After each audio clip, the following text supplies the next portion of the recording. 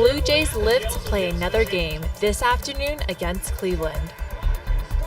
The kind of positive future we want for ourselves and our children. Hillary Clinton and Donald Trump get ready to face off again in tonight's final debate in Las Vegas. Ignite has been approved as a legal name for Humber Student Union, formerly known as Humber Students Federation. Go through that first page that talks about Ignite.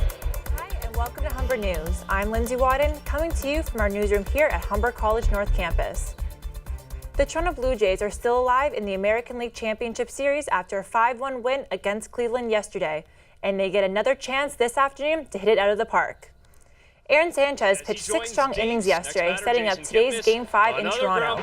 Josh Donaldson's solo homer in the third put the Jays in front for the first time in the series. Blue Jays' Marco Estrada will get the call today against Cleveland rookie Ryan Merritt. If the Jays win, they could face 2 more do-or-die games in Cleveland. 5-1 the final. And get this. Anticipation of today's do-or-die game is running high. Hunter Crowther hit the halls to get your reaction. Game since the divisional series versus Texas, Toronto extended their playoff lives with a 5-1 win over Cleveland on Tuesday. Before the win, Cleveland's 3-0 lead may have left students around Humber College timid to wear the Blue Jay blue and white, but some were still proud to show off their team colors. We asked students who they thought was the team's standout performer so far. Ezekiel Carrera came out of nowhere, he's hitting the ball, he's on point, he's stealing bases, doing everything that needs to be done right now. Donaldson and Edwin and Carcion, they've been really great, and I've always been a big fan of Pilar. He's like my favorite player in the Jays. Like those catches, Honestly, the whole team really been improving since the season. Like it seems like they were not going to catch up at the end of the day, but later on they were able to get momentum and be in the playoffs at the end of the day. Some were quick to flash back to 2004 when the Boston Red Sox became the only team in Major League history to come back from a 3-0 deficit against the New York Yankees. Some were pessimistic. I hope they win the next few games. We could make a comeback. Boston did it before. So can Toronto. That ace closer, Andrew Miller with the Cleveland Indians right now, like Mariano Rivera with the Yankees back then. We just got to get to him, and I have faith that we can win this series. It's going to be disappointing if the Jays lose, but let's be real. It's kind of expected at this point. I mean, obviously you don't want them to, but you kind of see the writing on the wall. If you can't make it home in time for first pitch, don't worry. The North Campus student pub Lynx Lounge will be airing the game. And even if sports aren't your thing, don't be afraid to show off your Toronto pride. We're streaming the game at 4, so everybody can come by, have a couple beers, and even if you're not a Jays fan, then that's okay. You can still come out, it's something to do, and just support them. The 2 keys to Toronto's Game 4 win were the performances of starting pitcher Aaron Sanchez and bringer of rain and reigning AL MVP Josh Donaldson. Sanchez gave up only 1 run and 2 hits through 6 innings, while Donaldson hit a 2-out homer in the third. Marco Estrada gets the start for the Bluebirds in Game 5. He threw his first career complete game in Game 1 of the ALCS, but still got the loss. Meanwhile, October 19th is Jose Bautista's birthday, and there's no doubt that for tonight's game, the 36-year-old would like a win and to eat his cake too. Hunter Crowther, Humber News. Presidential candidates Hillary Clinton and Donald Trump are getting ready for their third and final debate. The stage is set for tonight's showdown. Polls show Clinton has a 6.5-point lead over Trump going into the debate, the widest gap between the 2 candidates yet. That gap has much to do with allegations of sexual assault from about a dozen women. But Trump says all of the claims are false. These vicious claims about me of inappropriate conduct with women are totally and absolutely false. The claims are preposterous, ludicrous, and defy truth, common sense, and logic. The Clinton camp has its own concerns. WikiLeaks has released new emails from Clinton's private server. The 90-minute debate will take place at the University of Nevada in Las Vegas. Fireworks get underway at 9 p.m. Overseas now, Iraqi forces are closing in Mosul, a key location against the militant group ISIS. Troops are moving through Mosul, trying to clear it, street by street. It's the biggest operation mounted by Iraq since U.S. forces withdrew 5 years ago. The Iraqis are getting air support from a U.S.-led coalition. and Canadian forces are providing medical support. As many as 1.5 million civilians are still in the city. There is fear that ISIS will use them as leverage. The UN says this could become the biggest man-made humanitarian crisis in living memory. Back at home, a call for action today after a fourth Aboriginal child in a month has taken her own life in northern Saskatchewan. A 10-year-old girl from Deschambault Lake is the latest tragedy to hit the community. I can hold back my tears. The community gathered last night for a candlelit vigil. The girl's death comes as people are still reeling from the death of 3 girls last week. Aboriginal leaders met with Prime Minister Justin Trudeau last week to discuss a plan to prevent more suicides. Members of the community say they hope the meeting will bring action to the epidemic their young people are facing. Here at home, 1 man is dead following a drive-by shooting in Rexdale. Toronto police say 2 men were taken to hospital in life-threatening conditions last night. The 28-year-old passenger has died. They say the driver is still fighting for his life. It happened on Lexington Avenue near Albion Road and Silverstone Drive just before 6 o'clock. Investigators say a white car pulled up beside the 2 men and shot into their car. Police have not released any suspect descriptions and no arrests have been made.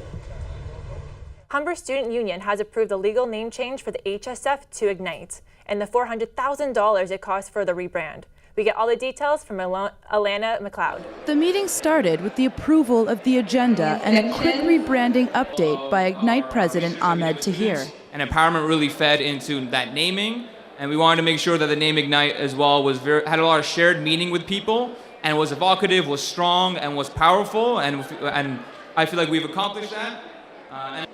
It was followed by a question period where full-time students from North and Lakeshore campuses were invited to step up to the microphone. No actual breakdown for where the money's gone in this package. That's essentially what I'm asking. You don't see this package, but it will be released very soon on our website, so you can access it there as well. After the motion to approve the legal name change passed, Executive Director Urquhart Perron presented the audited financial statement for 2015-2016 and explained some of the numbers to the audience. Prepaid expenses mostly consist of deposits made from our gala that takes place in April. Today, could you please raise your hand? The nearly hour-long meeting was adjourned at noon, and they began setting up for the next event. Carried. Thank you for Ignite board members seemed pleased with the outcome of today's vote. Alana McLeod, Humber News.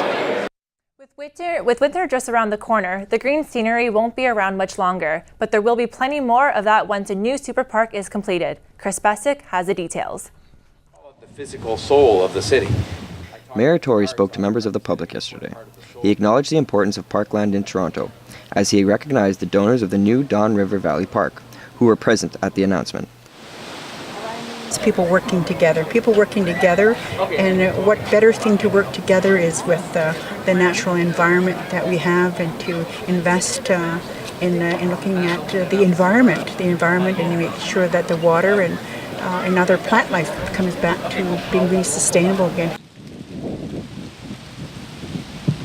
After the announcement, Mayor Tory met with donors who raised $3.5 million for the project so far. He also addressed the media on expenses for the park. Well, I mean, there's a cost to everything. You know, I've told my kids since they were little that nothing is free, and that's true. So having great parks is not free, but it doesn't mean as well that you sort of wash your hands of it and say we're not going to do it. The project will connect the Brickworks site to the Don River Valley, creating a forested oasis for Torontonians and visitors. People watching this on television might think we faked this whole scene behind us here in the middle of a big city because it's so beautiful and so extraordinary. But I guess that's the point, isn't it? It's not fake. It's very real. The City of Toronto and Evergreen have been in a partnership since 2015. The announcement today was meant to acknowledge the donors and people responsible for the funding and foundation of the park. Chris Bessick, Humber News. Some dramatic pictures to show you today from Mexico, where the country's most active volcano is erupting again. Amateur video shows smoke and ash spewing 2,000 meters in the air. It erupted twice yesterday, prompting evacuations from the area. The volcano has erupted more than 40 times since 1576, but activity has been increasing this month because of the growth of a new lava dome. The volcano is part of the Pacific Ring of Fire. And in Southern California, a raging wildfire is threatening one of the biggest natural gas companies in the States. More than 100 firefighters are fighting a blaze that's already consumed about 6 hectares of land. Strong winds complicated the operation near the natural gas storage facility. The LA Fire Department says so far, firefighting helicopters have been able to protect buildings in the area. When we come back, we'll tell you what's happening in the world of sports, and Alyssa Souza-Kripal will have your 3-day forecast. Today will be a high of 21. Although it will be sunny, you might want to keep that light jacket in hand. Enjoy today's weather because the next few days will feel a lot colder and it might rain. I'll have your 3-day weather forecast after the break. But for now, we leave you with this. Cats now have a playlist of their own to purr along to.